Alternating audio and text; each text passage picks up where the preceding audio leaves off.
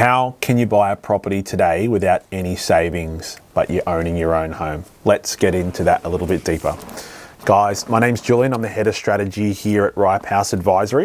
I guess a common question I get asked all the time is how are people going out and buying investment properties without any savings in their account, but they do have their own home that they're living in. So I guess if you're living in a home in Australia, you've owned it for, let's just say, 2 or more years, it's probably more likely than unlikely you're sitting in a position where you've got equity sitting in your home. And I guess sometimes the question I get asked is, what is equity? So to kind of touch on that a little bit deeper in terms of what equity is equity, a good example here is you got your current property value might be worth $500,000, but the debt you've got remaining on that property is $200,000. So you've essentially got $300,000 of equity sitting in that property. Now, that doesn't necessarily mean you can run out there and grab that $300,000 today without any kind of repercussions.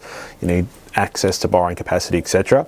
Typically speaking, you'll have access to about 80 or sometimes 90% of your equity. So if you've got a $300,000 worth of equity, you may be able to refinance your property and take out $240,000 to be able to help purchase an investment property or properties, assuming you have the borrowing capacity to do so. So that is one of the quickest ways to fast track your way into moving into your next purchase. A lot of people will focus head on in terms of paying down the debt on their own home as quick as they can, and then say, well, I don't have any savings to be able to go out and fund a purchase, but they may have a large amount of equity in their property to help them fund that. So you can refinance your home, take out some equity, and use that to move yourself into another property.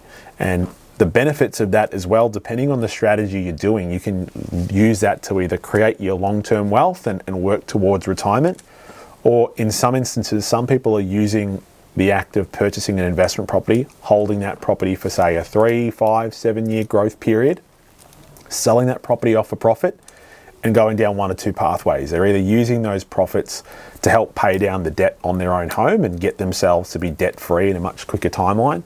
Or the second one is people who are looking to upgrade their home. So they may be wanting to get a larger size home in a nicer area or do a renovation on their property.